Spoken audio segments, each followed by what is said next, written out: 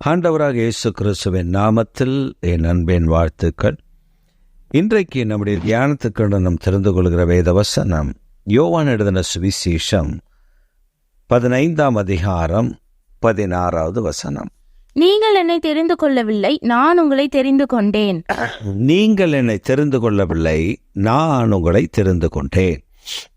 ஆண்டவர் இந்த வசனத்தின் சொல்லும் பொழுது 3 விதமான காரியங்களை சொல்லுகிறார். நீங்கள் என்னை தெரிந்து கொள்ளவில்லை, நான் உங்களை தெரிந்து கொண்டேன். ஏசாயா 45:3 சொல்லப்பட்டிருக்கிறது, என் நாமத்தை அறியாதிருந்த பொழுதும் நான் உன்னை தெரிந்து கொண்டேன். நீ என்னை தெரிந்து கொள்ளவில்லை, உனக்கு என்னை பற்றி ஒரு அறிவு இல்லை, அறிமுகம் இல்லை, ஆனால் நான் உன்னை தெரிந்து கொண்டேன். அவர் எப்படி நம்மை தெரிந்து கொண்டாராம்? அவர் சிலுவையில் காண்பித்த அன்பின் நிமித்தம், அவர் தம்முடைய தயவை விளங்க பண்ணினது நிமித்தம், தம்முடைய இரக்கத்தை நமக்கு காண்பித்தது நிமித்தம், இப்படி ஒவ்வொரு காரியமாக ஆண்டவர் செய்து வருகிறார். தாயின் கருவிலே தெரிந்து கொள்ளுகிறார். அவர் தமக்காக வேறு பிரித்து நம்மை எடுத்து தம்முடைய நாமத்திற்கென்று பயன்படுத்துகிறார். இப்படி ஆண்டவர் நம்மை ஆரம்பத்திலிருந்தே தெரிந்தெடுத்து நம்மை வழி நடத்துகிறார்.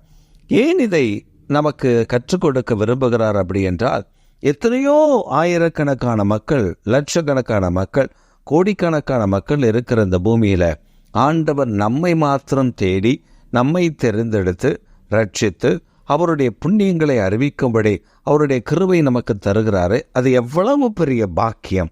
அந்த பாக்கியத்துக்குரியவர்களாய் நீங்களும் நானும் மாற்றப்படுகிறோம். இதைத்தான் ஆண்டவர் இந்த வேத பகுதியில் நமக்கு சுட்டி காட்ட விரும்புகிறார். நீங்கள் என்னை தெரிந்து கொள்ளவில்லை, நான் உங்களை தெரிந்து கொண்டேன். நான் உங்களை தெரிந்து கொண்டதினாலே நீங்கள் பிதாவை வேண்டிக் கொள்ளுவது எதுவோ அது உங்களுக்கு செய்யப்படும் என்றும் சொல்லியிருக்கிறார்.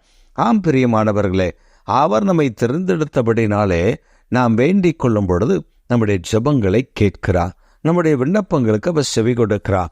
நமக்கு அதை வாக்களித்து நம்மை ஆசீர்வதித்து வழி நடத்துகிறார்.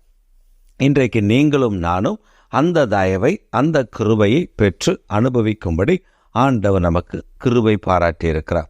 இது எத்தனை பெரிய பாக்கியம், எத்தனை பெரிய மேன்மை நமக்கு தந்திருப்பது! ஆதலால் நாம் அவரை அறிந்து கொண்டால் நாம் கேட்டுக்கொள்வதை பிதா குமாரனில் செய்யும்படி அளிக்கும்படி ஆயத்தமுள்ளவராயிருக்கிறார். ஜெபிப்போமா?